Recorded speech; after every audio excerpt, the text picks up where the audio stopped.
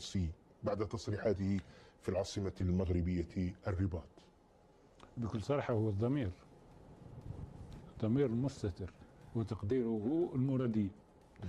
عندما نرى ما حدث نرى أن فرنسا تريد أن تسجل موقفا عنوانه أن العلاقة مع الجزائر لن تكون على حساب العلاقة مع المغرب، وأنها تريد أن تستفيد من الطرفين. لأن الذي يجب أن يكون واضحا، أنت في علاقتك مع فرنسا في أي مرحلة أنت الآن؟ هل أنت في مرحلة القوة وفرض شروطك، أم في مرحلة استعادة المستوى الطبيعي من العلاقات؟ إذا كنت في مرحلة استعادة المستوى الطبيعي من العلاقات، حتى على فرض أن ما يحدث من الجانب الفرنسي هو إفساد لهذا مسعى استعادة العلاقات، يجب أن تستوعب أنه ليس من مصلحتك في المرحلة الحالية أن تتوتر، لأنك إذا توترت معنا خسرت ال5 شهور الآخرين اللي حاولت. ليست ملاحظة في محلها لأحد المراقبين بأنه لحد الآن لا يوجد رد رسمي كالعادة، يعني من وكالة الأنباء الجزائرية ووزارة الخارجية، يعني هذا لافت للنظر، أليس كذلك؟ أن لا يوجد رد رسمي هذه خطوة جيدة، لكننا وش صار لنا أنه تعود الناس أنه في غياب الديمقراطية كل ما هو جرائد خاصة هو رد رسمي. هنا مشكلة عظيمة، يعني سابقا كاين جرائد خاصة حتى لما تعبر عن موقف حكومي اللي يهضر معك واش تقول له؟ تقول والله جرائد خاصة. لكن في مرحلة السيطرة على الإعلام، تخيل أنه السفير الفرنسي يحتج على جريدة الوطن، شيء غير طبيعي وغير معتاد سابقا. يعني سابقا لو يتكلم معهم يقولوا له لماذا رد السفير؟ لأنه يفهم أنه هذا أن ما قامت به جريدة الوطن من وحي المرادية، يعني من الطريق المرادية. ومن المفيد جدا أن نستمع إلى رد السفير الفرنسي في الجزائر على ما كتبته جريدة الخبر والوطن.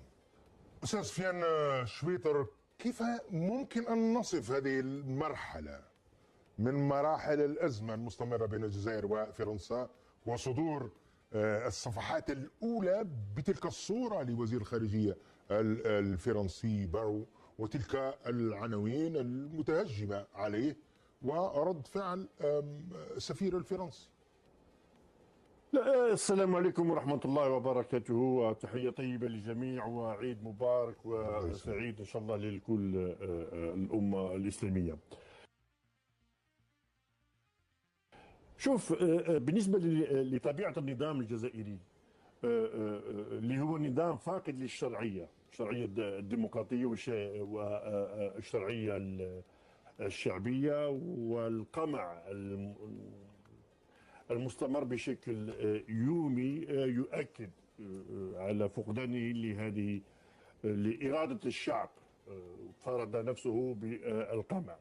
وهذا النظام فاشل في كل المجالات، سواء على المستوى الداخلي، سياسة التنمية المحلية، الاقتصاد، البحث العلمي، تطوير الجامعات والمدارس، يعني إلى آخره، في الثقافة، في هناك يعني فشل تام، وفشل كذلك في العلاقات الخارجية، سواء على المنطقة الساحل أو في الموضوع هذا اللي يستعملوه هي قضية الصحراء الغربية، وفشل تقريبا 50 سنة من جهود، من ضغوطات، من مال إلى آخره.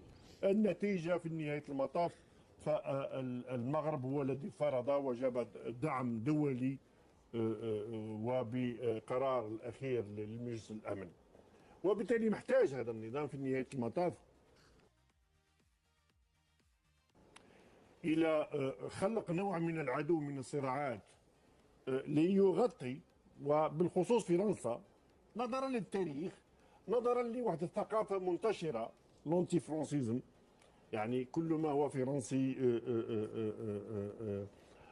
نعاديه إلى آخره. فيستغل هذا الظرف على أساس مازال النظام الجزائري يقاوم فرنسا والاستعمار إلى آخره. ولكن الإنسان كي يبحث في العمق لا شيء، لا مقاومة لفرنسا ولا معارضة لفرنسا. لكن ليس هذا هو التوجه الجديد. يعني جريدة مجلة الجيش تتحدث عن البراغماتية، يعني الآن في توجه. وأيضا هناك رد الرئيس تبون على سؤال حول الصحراء الغربية، وكان رد مقتضب أنه هناك القرار الأممي 2797 وأنه ماشي، وهناك تصريح عطاف الذي سنستمع إليه فيما بعد. يعني وكان هناك توجه جديد. لماذا تلك الصفحات الأولى للوطن لا والخبر؟ شوف، تكلمنا في الموضوع هذه على الموقف مجلة الجيش، وحتى تصريحات القائد الاركان الجيش الى اخره. وقلت لك انا من المستحيل يعني المنطق الانسان الذي لعشرات من سنين، يعني لدي سنين تربى على الشعبويه، فاذا به فجاه يصبح براغماتي في السياسه. يعني ربما معجزه، والفاقد الشيء لا يعطيه. يعني من المستحيل انك حياتك كامله وانت في هذا بغض النظر ما مدى شرعيتها، ولكن الشعارات والمواقف الى اخره، ثم تكتشف لأنها فشلت، تكتشف يعني لازم مده انك تتعلم البراغماتيه في العلاقات الدوليه اللي في النهايه لم تمارسها، ربما مارستها بالنسبه للحفاظ على منظومه الحكم اكثر براغماتيه، ولكن في هذه المواقف لم تكن هناك يعني لا سيناتير، يعني الطابع للسياسه الخارجيه لم تكن بالبراغماتيه في نهايه المطاف للجزائر. الان اكتشفوا وتكلمنا انه فاقد الشيء لا يعطيه، وبالتالي منظومه الحكم لا يمكن ان تعيش في جو من علاقات تطوير. لابد من خصومه. اولا انا كما قلت لي تحاول محاوله، يعني كيف اترجمها بالعربيه، يعني دو كومبلي هذاك لو مونك، يعني فقدان الشرعيه. تعوض النقص. بالضبط. تحاول انه تعوض بفقدان الشرعيه هذه من جهه، انها تواجه الاستعمار الفرنسي وكذا، وما زالت هي ما يسمى بالريع الذاكره، وتستغل ولا علاقتها يعني في رد الاعتبار للشهداء الى اخره. من جهه اخرى خلق نوع من هذه الازمات، هو لاعاده يعني المواطن يصبح عوضا ان يتكلم، عوضا يعني حول الفشل هذه السياسات، سواء بالنسبه للسياسات الداخليه او بالنسبه للسياسات الخارجيه، يدخلونا في امور في متاهات لا معنى لنا، ربما ليس في مصلحه كما اشار الاخ بوطالب، ليس في المصلحه اصلا للدوله الجزائريه. لا اتكلم عن منظومه الحكم، لانه اخر اهتمام للنظام الحكم السائد هي مصالح الجزائر. ما الذي ازعج في تصريحات بارو؟ هي النقاط فعلا التي تزعج. لا ما كانش. اذا رجعت الى التصريح في الحوار الصحفي بين قوسين الصحفي ما بين تبون، وقال ان القرار تاع 27 97 او ماشي الى اخره، وواضح القرار. يعني المفاوضات اذا وصلنا الى الفقره واضحه، الفقره من هذا القرار يعني بصراحه واش يقول باللي واضح يعني يهيب بالاطراف بعد ما حدد الاطراف الى الشروع في هذه المناقشات دون شروط مسبقه، على اساس مقترح الحكم الذاتي الذي قدمه المغرب بهدف التوصل الى حل سياسي لاخر. اذا الامور خلاص، يعني المفاوضات. وزير الخارجيه يؤكد موقف او على الاقل رضوخ في نهايه المطاف، قلنا يطلعوا السماء. العالم كامل مشى في هذه المنطقه، وين راح يروحوا؟ راح يواجهوا العالم، ما يقدروش يواجهوا. وعلي تهجمات جريدة الوطن على السفير الخارجية جون نويل بارو. لماذا؟ لأنه في المغرب أكد القرار الفرنسا في دعم الخطة المغربية في حكمها ذاته.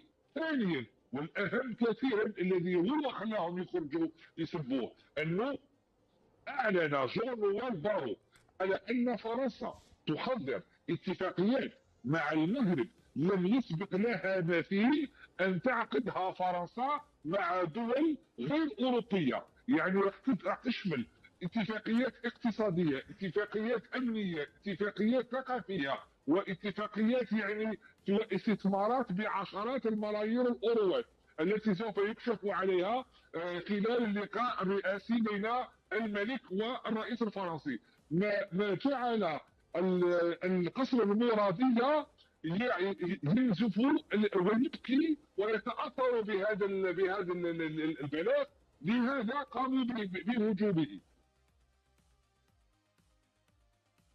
ثانيا بالنسبه للعلاقات الفرنسيه الجزائريه، بعد شبه يعني تدفئه العلاقات وزياره الوزير العدل الفرنسي جيرالد دارمانا، ومحاوله الصحافه الجزائريه ان تروج لنا هذه الزياره كانها نجاح من الدبلوماسيه الجزائريه، الا ويخرج الوزير العدل الفرنسي في قناه سي نيوز ويفضح المسطور ويكشف لنا كل ما تم تداوله بين الرئيس عبد المجيد تبون والوزير العدل الفرنسي، ويقول لهم لن نسلم لكم المعارضين السياسيين سواء كانوا محميين باللجوء السياسي ام لا. بالنسبه للعداله، العداله الفرنسيه عداله مستقله ولن نتدخل فيها. عندما الجزائر خسرت في هذا الملف على كل المستويات، وسوف ندفع ثمن، دفعنا ثمن مع اسبانيا، مع فرنسا، مع انجلترا، وسوف نواصل في دفع ثمن اقتصاديا ودبلوماسيا مع امريكا في السنوات القادمه.